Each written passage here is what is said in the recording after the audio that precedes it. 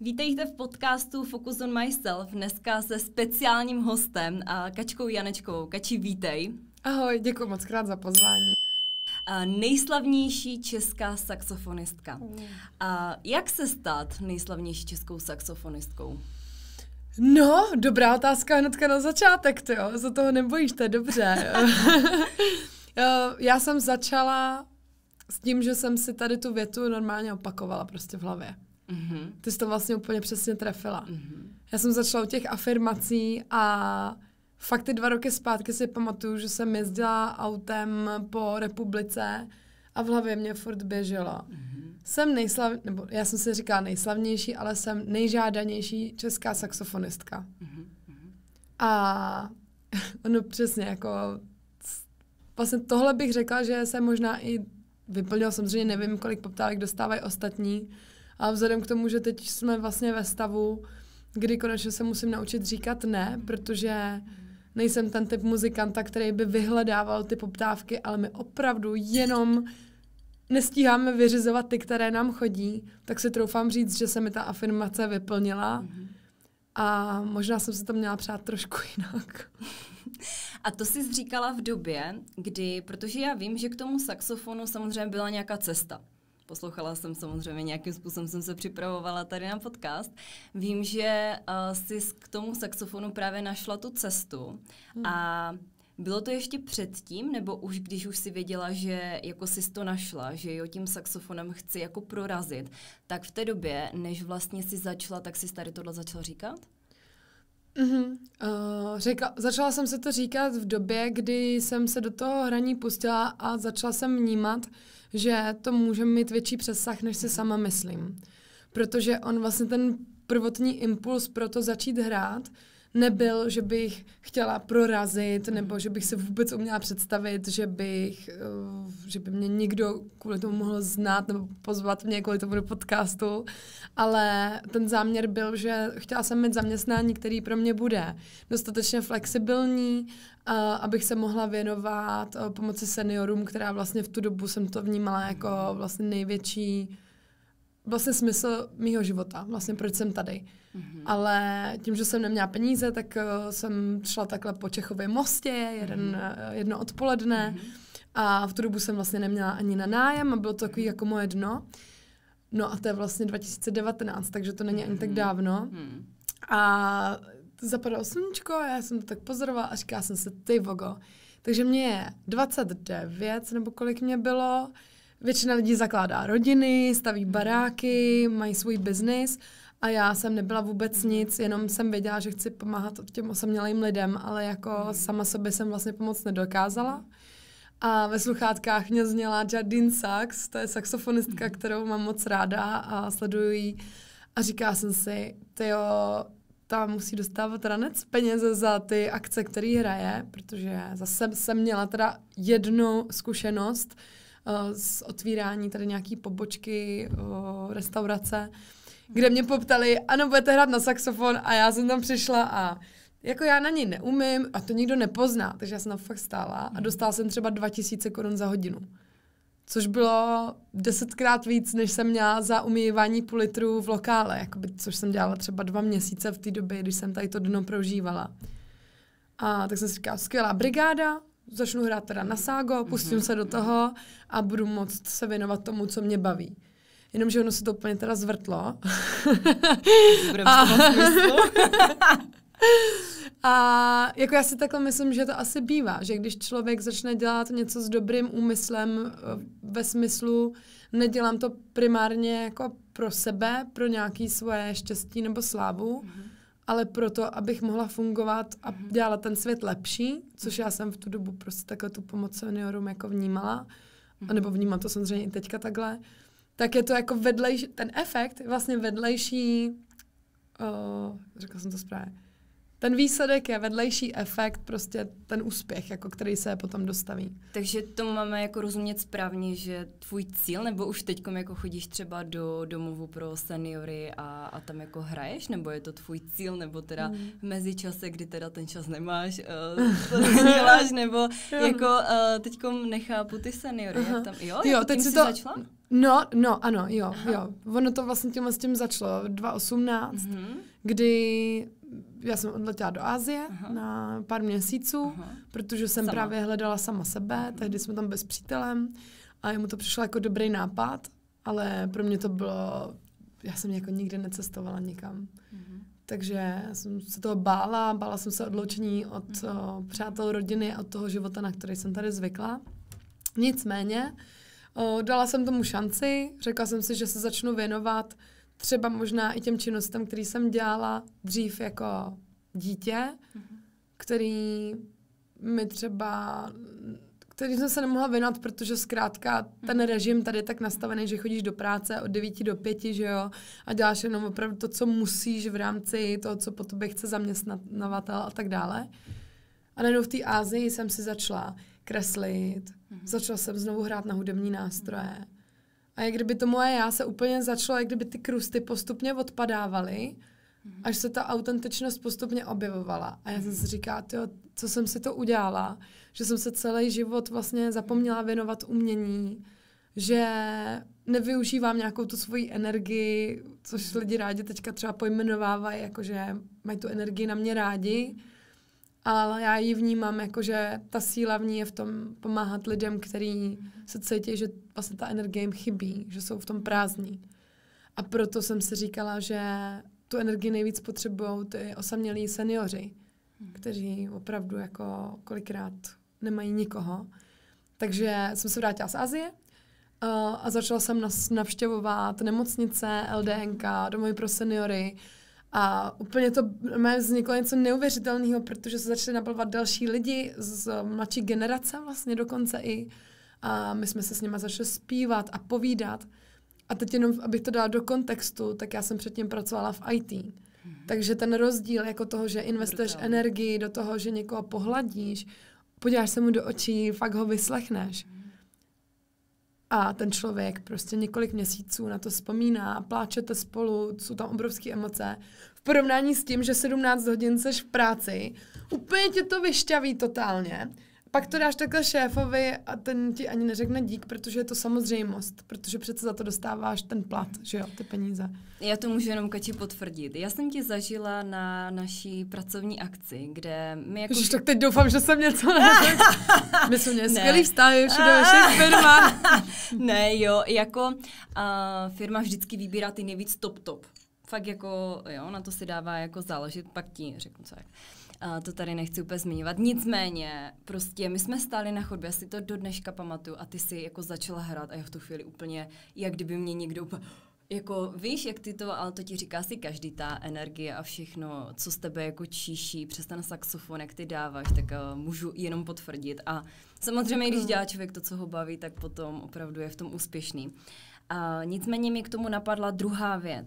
Myslím si, že spoustu lidí, kteří jsou v té stejné fázi jako si ty, že nechtějí být, teďka mi to teda, promiňte, křiče v kolečku, že chápou, že vlastně to není v pořádku. Co bys jim doporučila, jako, víš, jaký ten krok, nebo co bys jim tady jako řekla, že mají udělat, aby vystoupili z toho kola, našli sebe, našli autentičnost, protože proto focus on myself.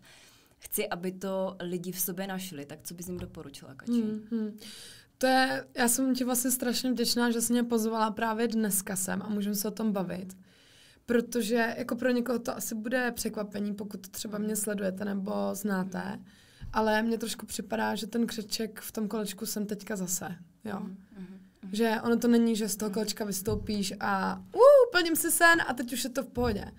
Jako ty se do toho kolečka můžeš hezky rychle vrátit a já teď mám pocit, že je pro mě hrozně těžké vystoupit, protože to kolečko se točí strašně rychle.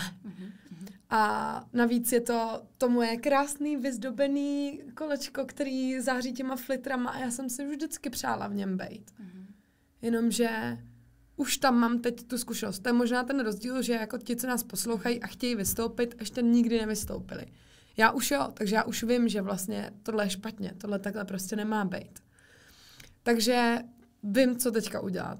Jako ten můj úkol teďka je, že já opravdu potřebuju se úplně odprostit od toho, kde jsem. To znamená dovolit si, neboj se, ty se do toho kolečka můžeš vrátit, ale zkus jenom na chviličku jakoby vyskočit z něj, ať už to znamená. Měj finanční polštář a řekni si, na 3 měsíce dám tomu šanci a zkusím si plnit ten svůj sen nebo žít trošku jinak. Když se to nepovede, no tak se vrátím zpátky. Prostě mít tam jako nějakou zálohu. Tohle si myslím, že je taková jako dobrá věc, protože vsadit všechno na jednu kartu a říct si, znám takový lidi, moje kamarádka Kája, to je jenom rychlá vložka, ale myslím si, že to je hodně zajímavý. Měla skvělou práci v Americe na lodi, vydělávala se spoustu peněz, ale chtěla dělat zpěvačku a ona mi volala a říká, co mám dělat. A já, Kájo, za mě prostě musíš dát výpověď a odejít. A já jsem to jako trošku zveličila, jo? Vlastně jsem to přehnala, protože já bych nevěřila, že ona to udělá a ona 5 hodin na to mi poslala zprávu, mám letenky, vracím se do Čech a jdu si plnit svůj sen. Mám husí kůži ještě teďka, protože ona hrála na mém koncertu teďka 11. před týdnem. Ona se zatím fakt jde. Takže ona z toho vyskočila, toho kolečko se zahodila někam úplně, zahrabala ho hluboko pod zem a tím to haslo. Ale tohle přece není jako potřeba vlastně. Jo, že jsem v tom trošku dospěla a že i teďka cítím, já to přece nechci opouštět. Takže co pro to udělat? Dobře. Takže mít nějakou jistotu, můžu se do toho vrátit. Pro mě to je teďka, že už mě tady lidi znají, že si myslím, že když teďka na pár měsíců odjedu, tak pak, když se vrátím, tak třeba doufám, že ještě někdo o mě zájem mít bude. To určitě. Takže že tady jako ten základ postavený mám. Další, pokud ty lidi se nemůžou najít, což asi možná bylo asi důležitý obsah té tvojí otázky, zjistit, kdo vlastně seš, tak... A mimo cestování? Protože u tebe to bylo tím, že jsi odjela, pověnovala se sobě a tam si na to nějak přišla. Takže cestování 100%. Jo, určitě. A další třeba? No a další... Já si myslím, že lidi opravdu věnují málo času sami sobě. A v dnešní době je to hra o pozornost. Takže to si myslím, že vystihuje prostě všechno. Není to jenom o telefonu, ale každý by si měl dát ruku na srdce a říct si, když jsem naposledy trávil čas jenom sám se sebou, ve smyslu, nemám kolem sebe žádný podněty. A teď jako třeba lidi chodí rádi do sauny, jo, takže to je to prostředí, kde ty nic kolem sebe nemáš, tam je jenom to dřevo. Tam tě nic neruší, tam ty myšlenky můžou proudit, takže ačkoliv nemeditujete, běžte do té sauny jenom prostě a zbyjte tam s těma svýma myšlenkama. To je vlastně win-win, že jo, to je prostě super. Nacházet si ten čas, kdy ono se to tam objeví samo, ale musí to tam mít přece prostor v té hlavě, aby vám ta hlava jako napověděla teda, v čem vám je dobře. Nebo zkoušet testovat prostředí, že jo? Jako pokud jste pořád na jednom místě, v jednom městě se stejnýma lidma se vídáte, nemusíte lítat na Bali, ale stačí, když si uděláte výlet sami, třeba, já nevím, do Brna. Do Ostravy. Nebo do Ostravy možná. Ano. A pro ně, já vím, že pro spoustu lidí je to absolutně nepředstavitelné, že by šli třeba jenom do kavárny sami.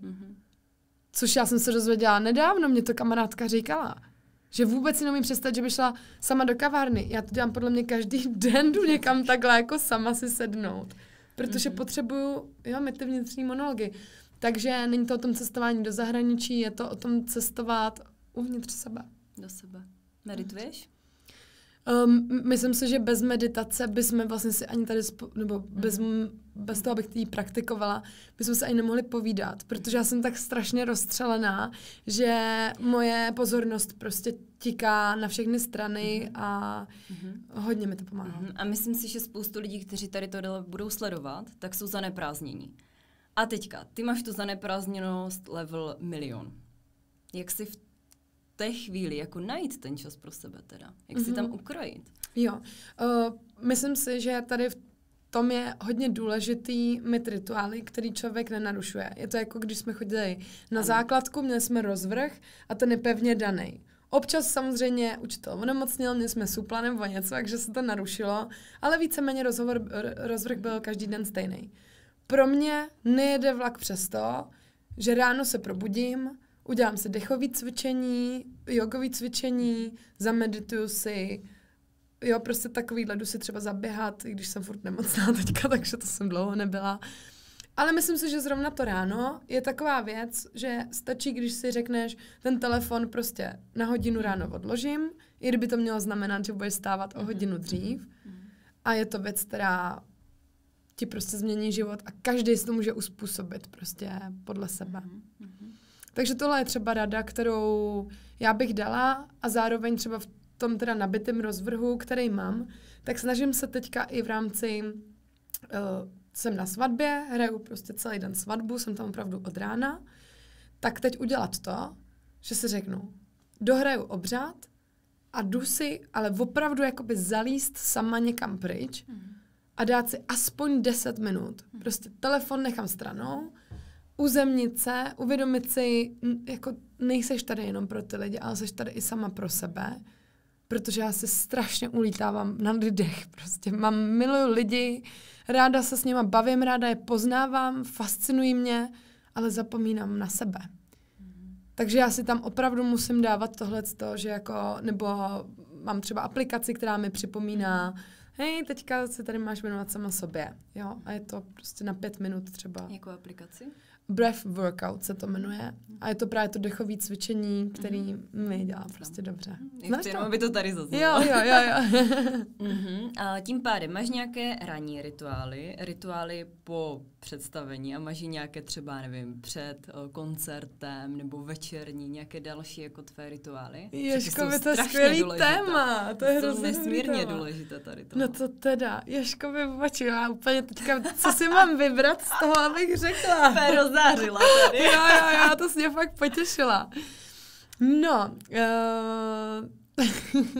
tak večerní, tam nejsem ještě tak dobrý člověk, protože bohužel nejsem furt schopná hodinu před spaním ten telefon odložit, což by mi pomohlo. Ale postupně se mi to tam vkrádá už, takže snažím se teďka dělat to, že si třeba čtu vždycky před spaním, že místo toho telefonu si vezmu tu knížku. Co teďkom čteš? Hele, mám rozečtených asi 6 knih, ale je to jako Joe Dispenza třeba. Ano. Staňte se, jak to je? Něco jako přestaň být svým já, něco takového, nespomínám si teďka přesně na ten titulek. No a pak tam mám nějakou beletrii, protože se potřebuji vždycky jako odreagovat. Co doporučuji, tak to je asi taková jako úplně bible komunikace, jak získávat nové přátelé a působit na lidi. Tak to je skvělá knížka, kterou teďka čtu. Takže, no, najít si čas na ty knihy, to je taky důležitý pro to, aby jsme se tady bavili a mělo to nějaký obsah, takže myslím si, že investice do toho, jak líp komunikovat, se vždycky vyplatí. Dispenza teďkom nedávno byl i tím, že mi tam blízko, že jo, máme to Polsko, tak měl tam nějaký retreat. Plánuješ něco takového s ním? Wow. Že byl v Česku, jako my to tam bereme jako Česko. Jo, chápu, já jsem z Náchoda, takže my tam ty Poláky taky máme tak jako... Plánuješ nějaký takový retreat právě pro sebe? Něco takového cítíš teď, že jsi ve fázi, že potřebuješ něco takového většího? Já bych potřebovala úplně přeskládat priority. Protože zase, konverzace s mým minulým já před rokem by byla: na prvním místě jsou jenom hraní. Prostě beru všechno, pojedu kamkoliv, nic jiného pro mě neexistuje. Kamarádi mi koupili lístek, co jsem chtěla jít na koncert, přidali mi ho v Římě k narozeninám. Já jsem to zrušila kvůli malý akci na vesnici, protože já jsem prostě chtěla jenom hrát. Teď jsem ve fázi, kdy prostě vím, že takhle to nejde. A právě chtěla bych začít chodit na koncerty, chtěla bych se účastnit těch retreatů, chtěla bych konečně si umět říct, tak já na to kafe s někým půjdu, když mi napíše třeba někdo, kdo mě sleduje. Protože před tím rokem to pro mě bylo jako, já na tohle fakt nemám čas, protože prostě hraju. Ale najednou si říct, hele ne, já vlastně odmítám tady ten koncert, protože radši pojedu třeba na ten retreat, nebo vůbec jako udělat si research, co se kolem mě děje.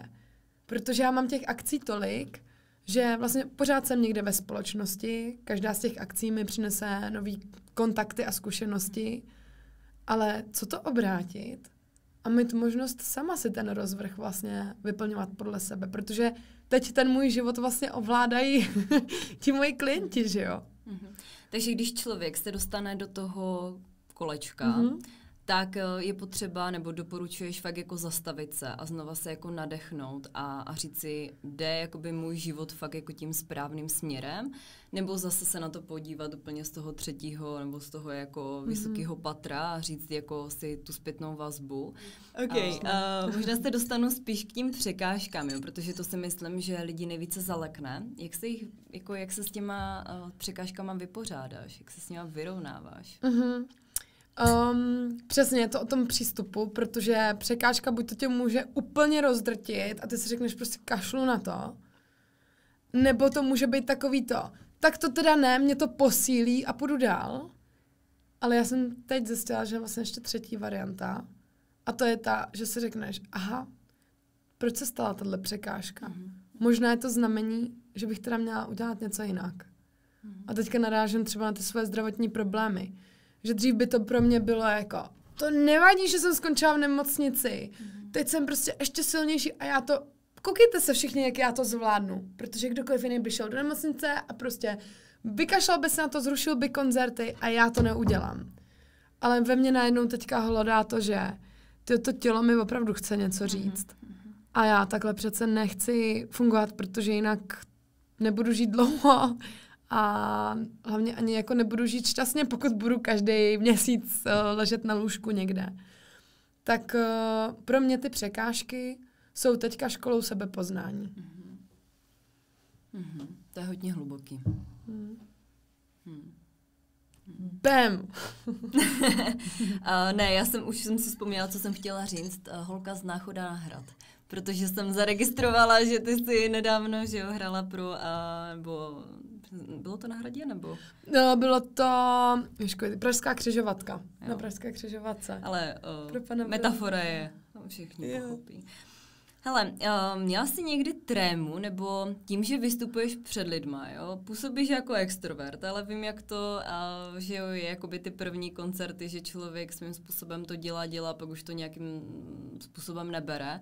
Měla jsi nebo máš trému vždycky před koncertem, nebo spíš už úplně jako si to mega užíváš? Nebo měla jsi to vůbec někdy? Ty jsi úplně krásně navázala na to hraní pro pana prezidenta, protože tam jsem trému měla. Bylo to i proto, že jsem měla trošku pauzu v hraní předtím. Takže vlastně po týdnu najednou jsem měla hrát jako na takovéhle akci. A to jsem tam stála, klepaly se mi nohy, ještě oni mě zavolali najednou, že to mělo být vlastně půl hodiny před očekávaným časem. Takže že ty taky to kdy vylítneš a opět, Ježko, vypočí, já jsem se na to vlastně ještě jako nepřipravila psychicky, že jo. Běžte! A teď tam, že jako pošlou a já jsem tam stála a to jsem si říkala, ježiš, to je skvělý. Protože já už tu trému moc nemívám.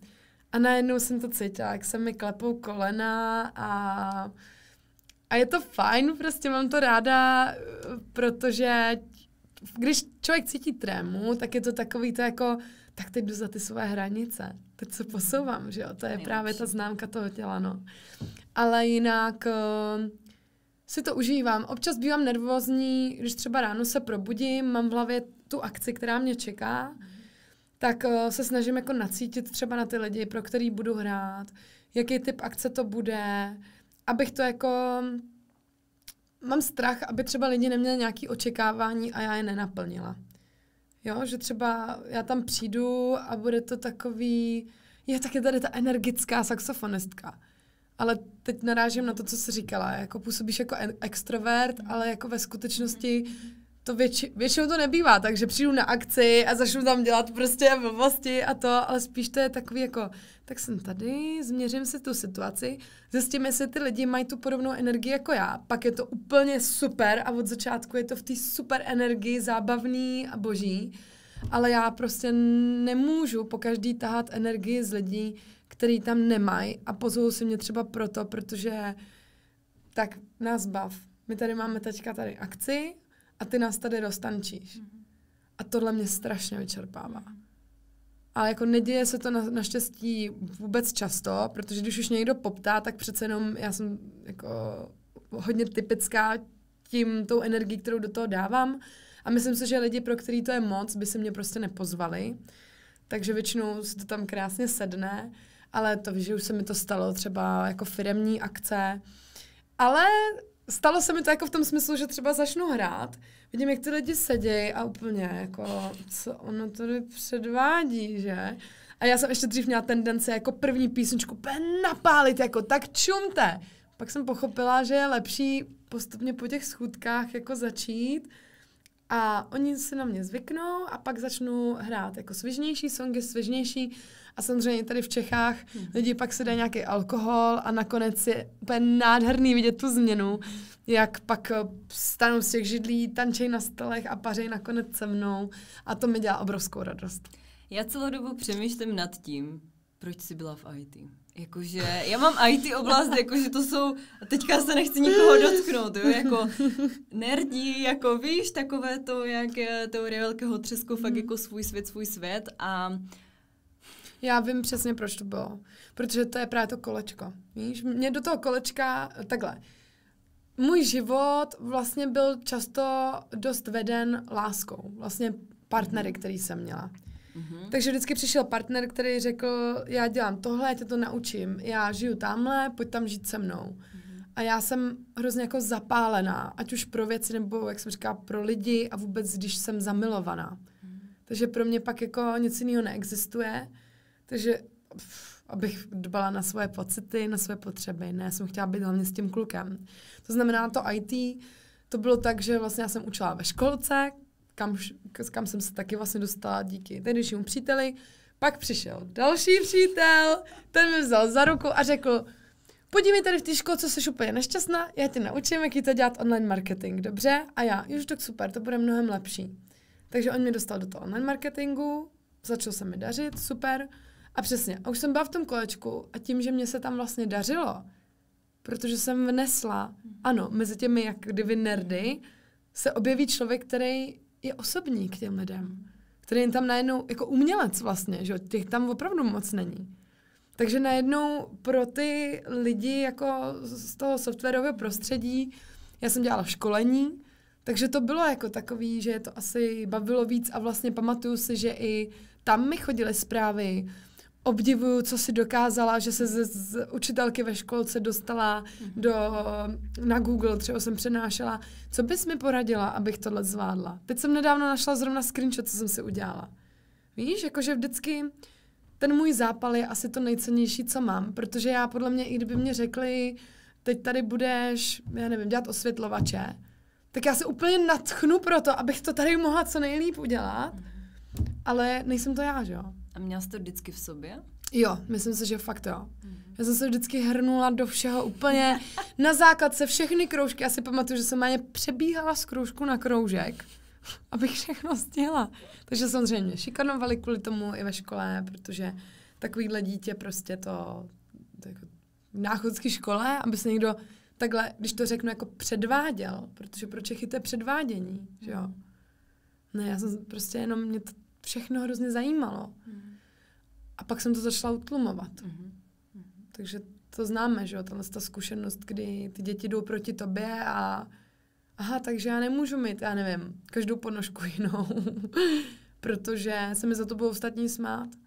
Takže jsem úplně upozadila tu svoji autentičnost a nedávno jsem se vzpomněla mimochodem, že v 5. třídě jsem se přihlásila do básnické soutěže. Říkala jsem básničku Vodníka a úplně jsem si to připravila, že jsem měla ty hlasy, úplně jsem to prožívala, víš, jako emoce, mám se rozbrečela u toho. A celá třída, včetně paní učitelky, se mi smály. A ve mně to zanechalo jako tak hořký pocit. Já jsem si říkala, že už to v životě neudělám. A teď jsem se na to vzpomněla, protože najednou stojím na stage, kde jsou prostě stovky lidí a já si dovolím se tam rozbrečet, nebo co pak rozbrečet, ale třeba jenom zavřít oči a zvednout ruce nahoru. Já jsem dřív vůbec, jakoby pro mě neexistovalo, abych jako zvedla ruce. Taková blbost. Ale zkuste si to, zkuste se zvednout ruce jenom, jo, mezi lidma. Jako oddat se tomu, úplně se uvolnit. A najednou, já tam jsem prostě. Můžu si to dovolit a co je ještě větší úlet, že ty lidi, tam není žádná učitelka, která by se mi smála. Nebo jestli tam je, tak mě to je vlastně jedno, protože konečně se cítím jako sebevědomě, ale myslím si, že mi to hodně dělá ten věk, protože samozřejmě to dítě vůbec neví, jakože je to těžké jako prorazit si to, že to jsem já, autentická, je mi 10 let a já přesně vím, že tohle chci dělat. Ty se hledáš, jo, chceš být v té škatulce. Teď si mi úplně narazila na otázku, která mě celou dobu jako u toho napadla, protože to si myslím, že je problém, jako, a to zase jako nechci úplně jako všeobecně, ale že český národ je prostě národ, kdy my můžeme být jako pyšní na tolik věcí. Jako upřímně já neznám žádnou saxofonistku jako českou. Jako krom tebe neznám.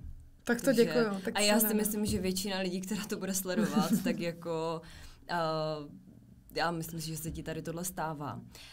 Nicméně ta otázka je, někdo nás třeba poslouchá, je to třeba holčička, jo, která zažila, myslím si, že šikanu svým způsobem zažil jako každý. Co bys fakt jako doporučila na to sebevědomí? Ty vogo, to je skvělá otázka tohleto. Co bych doporučila na sebevědomí? Protože fakt jako, ti to trošku rozvedu, jo, protože fakt jako jsme národ jako kurňa, který jako máme být na co pyšní. Máme to fakt v sobě. Ale systémem a já nevím čím vším, je to takové jako utlapané, jo?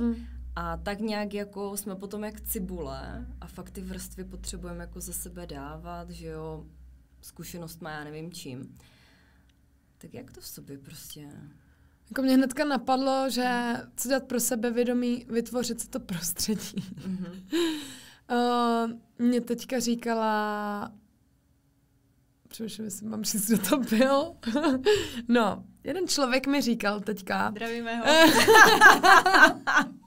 Nechci, aby to vyznělo nějak blbě prostě. Dobře, byla to moje mamka, ona je paní učitelka, mami promiň, ale jako je to úplně přirozený, jo. Ona mají prostě ve třídě ukrajinskou holčičku a mamka mi vyprávěla, že ta holčička dostala prostor předvést svůj tanec, že ráda tancuje, že to úplně miluje a vlastně to bylo krásný, že ten prostor dostala. Ale mamka, když to začala popisovat, tak to bylo jako takový, no a ona se tam vlastně jako tak předváděla divně a jako bylo vidět, že se to hrozně užívá, ale bylo to až takový jako moc a já jsem to poslouchala a říkám, mami, ale nebylo to tím, že ona, že to byla ona, že vlastně se v tom našla a že jí to tak strašně bavilo? Ona se nepředváděla, ona prostě jenom se do toho uvolnila a neřešila, co si o ní ostatní budou myslet. Jak na to reagovaly ty děti? A mamka, jo, skvěle, skvěle. A to je totiž ono. Protože ono to sebevědomí, my Češi, teda když se bavíme tady o tomhle, my bychom ho měli, ale my máme pocit, že si to v tom prostředí nemůžeme dovolit. Protože je tady vždycky někdo, kdo nám řekne, co se předvádí. Nebo ona je hrozně namyšlená. Nebo něco. Takže pokud nám by se podařilo, to znamená, pojďme začít u sebe. Pojďme si dát ruku na srdce a říct si, co si myslíme o člověku, který, já nevím, vidím baskera, muzikanta na ulici, někdo se zastaví a začne tam tančit. Automaticky si podle mě většina Čechů bude myslet, že ho pilej prostě. Jo, nebo světej, nebo něco. Ale, nebo že je moc ezo. Víš, jakože ezo, co to znamená? Jako tyhle lidi, proč se takhle chovají? Protože jsou autentický, oni se chovají tak, protože ano, hodně meditujou, hodně jsou sami v sobě, oni přišli na to, že jim je v tomhle dobře. Takže tím to zaškatulkujeme. Takže pojďme teda my vytvořit to tolerantní prostředí a pak možná budeme mít prostor na to, aby jsme mohli mít to sebevědomí. Tak to vnímám. A samozřejmě jsou lidi, kterým to je jedno, názory ostatních a vůbec to řešit nebudou a ty pak to sebevědomí můžou mít, ale... No a co když jsou ve fázi, kdy strašně řeší, že by se jako chtěli posunout tohle, ale že jako utlačuje a co si o tom bude myslet ta mamka? Ten brácha, nevím, segra. Psala mi... Víš, kam tím narážím? Jo, mě teďka psala, fakt asi 3 dny zpátky mi psala holčina, myslím si, že tak jako 17 let třeba, říká, já hraju taky na saxofon, přemýšlím, že bych šla na konzervatoř a jako hrozně tě obdivuju, vlastně mě strašně baví, jak to děláš, ale moje rodiče, oni si vlastně nemyslí, že bych měla dělat umění, protože to je hrozně velká nejistota a radši bych měla dělat teda něco s tou jistotou. A já to úplně chápu a nahrála jsem té holčině vzkaz, kde jsem mi vysvětlovala, že takhle, já mám velký štěstí v tom, že rodiče mě podpoří v čemkoliv, kdy budou vědět, že budu šťastná. Prostě oni mě opravdu hodně jako důvěřujou. A o té jistotě, co se týče teda finanční, tak třeba já jsem ve fázi, kdy mám úplně na rovinu nejvíc peněz, co jsem kdy měla, i když jsem pracovala v online marketingu a v oblasti real estate developmentu, což jsou prostě hodně progresivní obory. Jo. Takže ty finance, je to hrozně relativní. Kolik si vyděláváš měsíčně? No a to vidíš, já to totiž nevím. Já se totiž vždycky ale já jsem, jako fakt je to blbý. Tak nějaký co se týče financí. Víš, ne? Jo, tak jako já bych řekla třeba 100 000, že to je. No. Prostě úplně neskutečný. Ale říkám, já to nepočítám, pro mě je bohatství o tom, že já nemusím řešit peníze. Jo, že prostě já to vůbec nechci to počítat, nechci to vůbec vědět. Pro mě je důležitý, že se rozhodnu za týden letím na Madeiru, já tam můžu letět. Není to tak, že bych si řekla, letenky, fakt? To se tam potkáme! A samozřejmě není to tak, jako že bych vůbec to nepočítala, jo? A snažím se hledat nejlevnější varianty, protože si šetřím peníze, zároveň jsou místa, které podporuju zase finančně a tak dále. Takže, ale mám v tom úplnou svobodu. Pro někoho je, že je bohatý, může si koupit věci, může investovat. Já to mám prostě takhle. Na začátku ty jsi říkala, že vlastně to začalo opravdu těma afirmacema, že jsi afirmovala, že chceš být nejžádanější saxofonistka. Splněno? Jaký je teďkom tvůj cíl? Dobrý. Já bych teďka... Co si afirmuješ? Mám těch afirmací víc teďka. Jedna z nich, kterou si říkám fakt každý den, je jsem nejklidnější a nejvyrovnanější člověk na světě. Protože mám fakt hrozný problém, že to se mnou háže teda neskutečně. Že prostě ty emoce u mě, to je kolotoč a už je to moc. A nechám se hodně vystresovat jednoduše. Takže tohle je jedna z těch afirmací a jo, asi jako to si říkám teďka nejvíc. Ale samozřejmě to, kam chci teďka směřovat, je ten balans. Jako to je vlastně asi můj životní smysl nějaký, najít balans a cítím, že teď jsem v absolutní nerovnováze, když si přeseš tu váhu, tak jako tady je kariéra, to je takhle vystřelený sem a tady je nějaký zázemí, osobní život, přesně tak. Takže já to musím jako strašně teďka potlačit tady lesem. Ale už to rozdělávám, je to dobrý, už je to na té cestě. Je husté, budu mluvit po našem. Jak si dokážeš dát jako sama sobě jako tu sebereflexi? To si myslím, že taky jako spousta lidí jako neumí. Myslím si, že to je zase o tom rozhodnutí, jakože nechci se trvat, nechci být ten člověk, o kterém někdo řekne, ty jsi pořád stejná. Že jsi měla vždycky v sobě jako potřebu růst? Myslím si, že tohle určitě jo, ale možná se to rozšířilo v některých oblastech, který mi dali zase ty partneři prostě. Já jsem měla vždycky obrovský štěstí na ty lidi, nebo možná fakt konkrétně ty partnery kolem sebe. A třeba i teďka vlastně jeden z mých nejbližších přátel je Krištof z Brain VR a kluci, oni vlastně tady to žijou, že my neustále si klademe filozofické otázky a jsme schopní se na 3 hodiny zaseknout v kuchyni během toho, co si jdeme jenom udělat čaj. A to je prostě... já chodím na terapii a omlouvám se svojí terapeutce, ale pořád si myslím, že ty rozhovory s klukama v kuchyni mi už prostě 5 let dávají mnohem víc než jakákoliv terapie. Takže snažím se na sobě pracovat, ale ty otázky...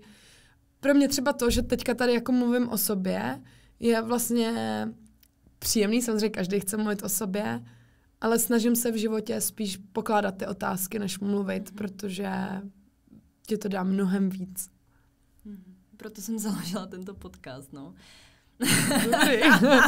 To je takový ten sobecký altruismus.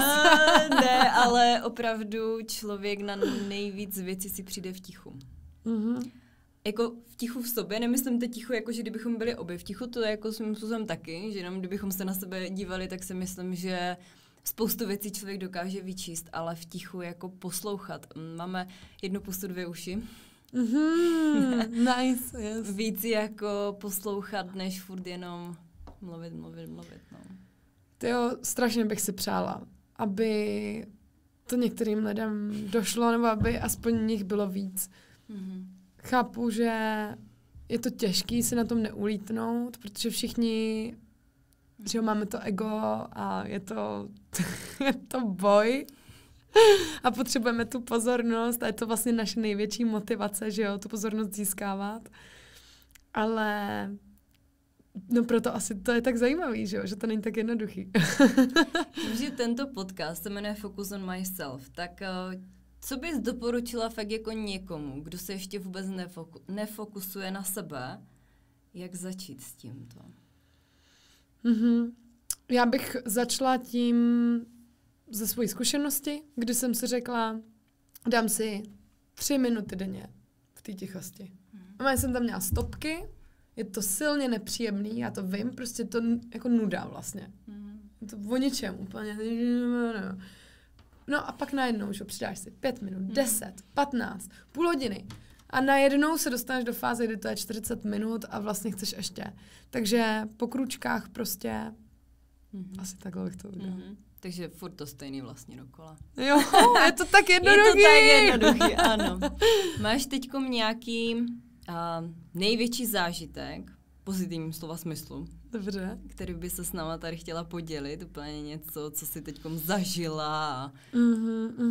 Jako pro mě to je určitě ten koncert, co jsem teďka měla v sobotu 11. listopadu.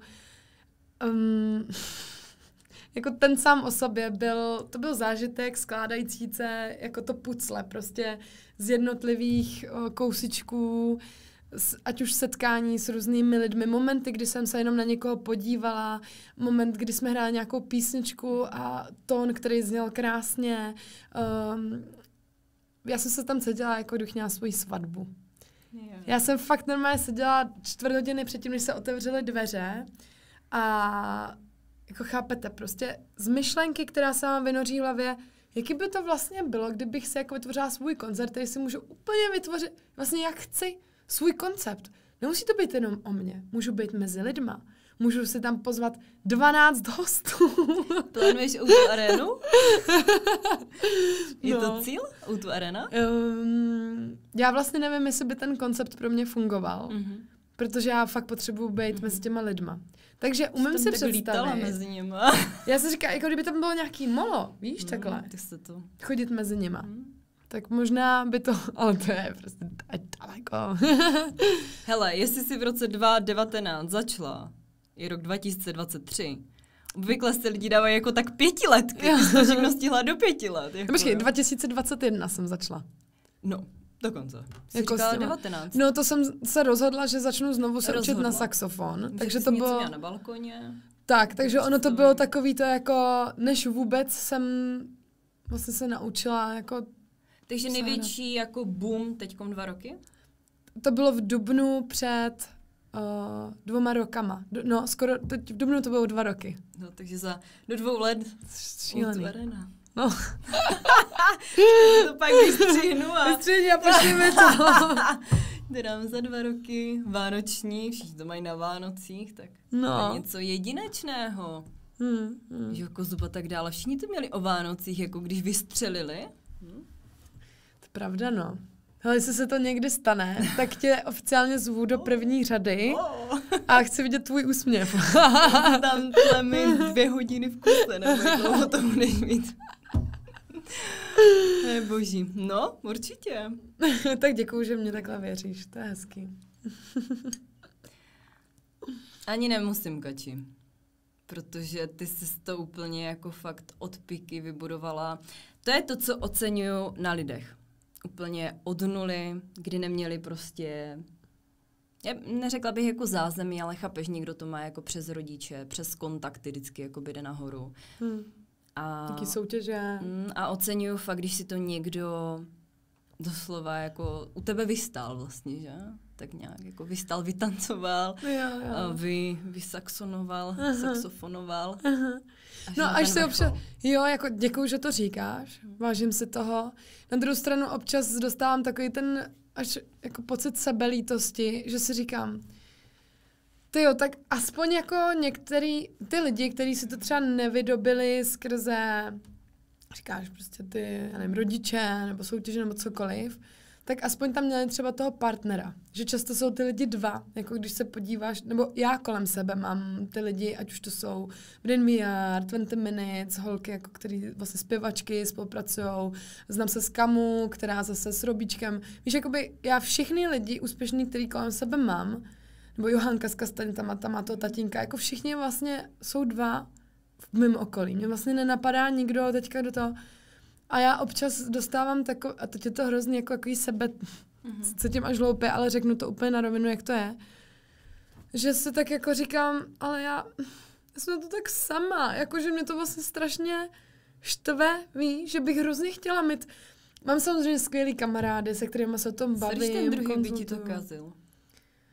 Ty jsi totiž, Kači, tak specifická, jako, ne, ale v tom nejlepším slova smyslu, že najít energeticky stejného člověka, ne samozřejmě třeba víc, protože to by si chtěla k sobě. Nevím, jestli už by to nebylo, když už pro některé lidi si tak moc, jak ty říkáš, že já si to pamatuju, jako jak jsi tam přišla a fakt, ale my jsme zase taková, v rámci zdravého životního stylu, že my jako tu energii docela máme jako vyhypovanou. Bylo to v Brně? Dobrém. A myslím si, že jo. Tak už na jaký akci to bylo. Ale pak jsem viděla nějaké prostě tvoje videa, kde je takové úplně, přišel takový výraz jako na tebe ti lidi, jakože úplně taková energie, jako ti lidi na to nejsou zvyklí, že je to takový ten americký styl v Česku, to znamená pro ty lidi je to, Oni mi to nevěřejí občas, jo. Že tam je takový to jako, tak jako opila, nebo co to tady předvádí, víš, jakože fakt, to tak jako až, a pak pochopí, že, ne, jakože já fakt taková. No, jestli by ti to fakt ten druhý jako nekazil. No já mám spíš pocit, že jako dobře, tak jako může že to je být, těžký pro tebe. Ale už toho mám trošku plný jako zuby, úplně ti řeknu na rovinu. Jakože teď mám pocit prostě, že ta plošina je tak vratká, že bych se strašně potřebovala někoho opřít. Mám kamarádku, která mi pomáhá jako s komunikací a dělala ten koncert teďka a tak dále. Ale to jako není člověk, který se mnou to vlastně vytváří, když to takhle řeknu, jo. Že já to samozřejmě vidím prostě, jak třeba ty kluci fungují, jak spolu jako rozjíždějí. Ale máš pravdu, teďka jako teď si beru k srdci, co jsi říkala, že já těch nápadů asi mám dostatečně a třeba bych naopak byla naštvaná, že mi do toho kecá nebo něco. Ne, třeba jednou, já mám takovou představu, jo. Úplně teďka obláček, tam bude taková ta grafika a KJ pluje na obláčku, vedle sebe má nějakého hezkého kluka, muzikanta a oni spolu hrajou romantické písničky a cestují spolu takhle po světě a hrajou třeba klidně na těch svatbách a to by se mi líbilo teďka třeba. To je krásný. A máš už nějakou takovou zakázku do zahraničí? No ty jsi asi už hrála v zahraničí, že jsi říkala? No, teď naposledy jsem byla v Amsterdamu, jsem hrála, takže to bylo, to se stalo. Jak získáváš kontakty do zahraničí? Vlastně je to jako náhoda, když to řeknu v uvozovkách, osud, protože tohle je vlastně nějaký zajímavý příběh, kdy mě poptali z Private Equity Events a to je právě jako, zaštiťuje to agentura londýnská, kdy mě poptávali do Vroclavy na akci a já jsem psala, tak jo, ale cestovný bude stát tolik a tolik. A oni, my jsme mysleli, že jste z Polska, tak to nic. A já, počkat, moment. Tak já tam pojedu na svoje náklady. A oni, no ale my už jsme někoho poptali a tohle a já. No a budete mít ještě nějaký další akce, protože já tam budu hrát, ale klidně prostě si to zaplatím. Já hlavně chci cestovat do toho zahraničí.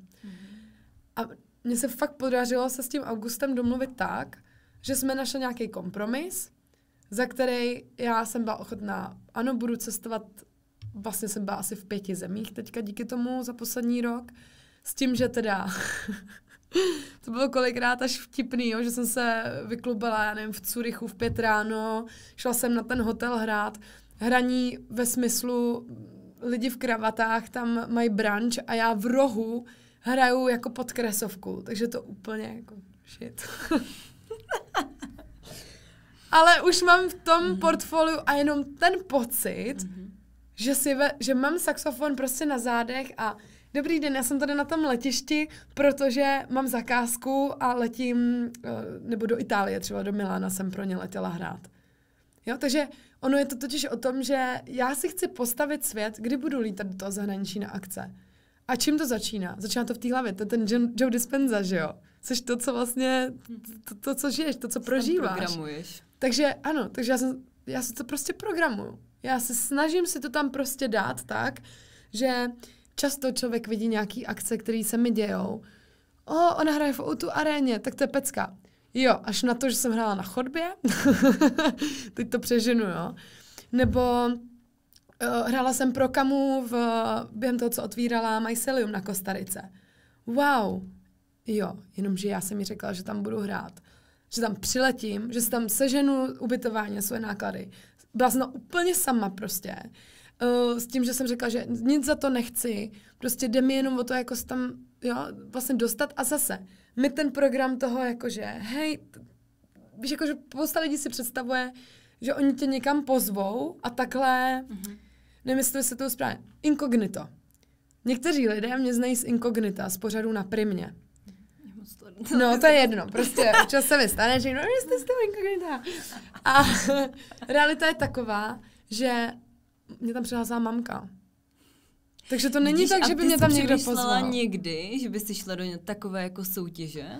Ježišmarja, celý život. Já jsem celý život... Ale tady to jako zábavný. Ne, já jsem chtěla rozjezdy pro hvězdy, že jsem byla malá. A Superstar jsem žrala nejvíc, podle mě nebyl větší fanoušek.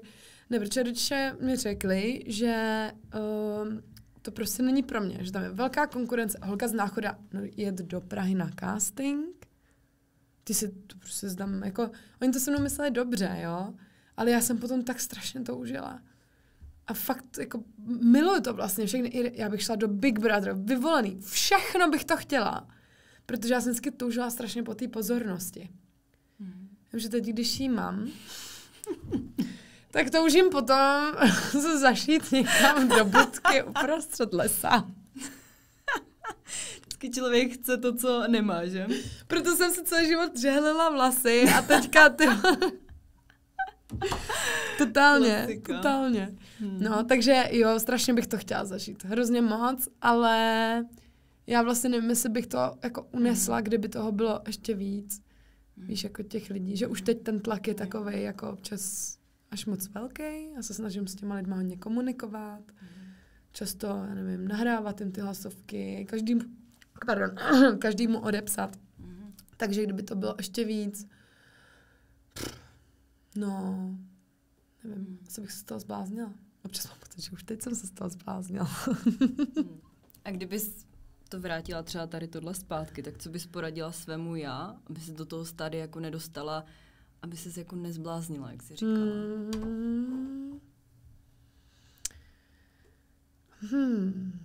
Myslím si, že dnesní podcast bude taková terapie pro tebe. No to každopádně, já jsem dneska rušila terapii, takže já ti děkuju. Ano, co bych poradila, abych se to... Ne, já jako tady ty otázky vlastně jsem si, nechci říct jako zakázala, ale spíš jsem se smířila s tím, že všechno se děje z nějakého důvodu. Nešla jsem studovat hudbu, strašně jsem si to vyčítala. Dnes jsem za to ráda, protože to je ta energie, ten entuziasmus, co vidíte, protože to dělám vlastně jako částečně krátce a nejsem semletá těmi učiteli a tak dále. Takže i v tomhle případě si myslím, že je to správná cesta a jsem za tu školu strašně ráda, protože i když občas ten pocit na zbláznění mám, tak to ze mě zase dělá člověka, který se lépe zná a může třeba být zase lepší a přínosnější třeba i pro společnost. To je krásné. Kači, úplně poslední otázka. Opravdu jednu věc, co bys doporučila. Vím, že jsme se o tom dneska bavili tolikrát, ale fakt jako jednu věc, co bys předala jako posluchačům, když je trápí jako nízké sebevědomí? Co jim na závěr chceš takhle předat?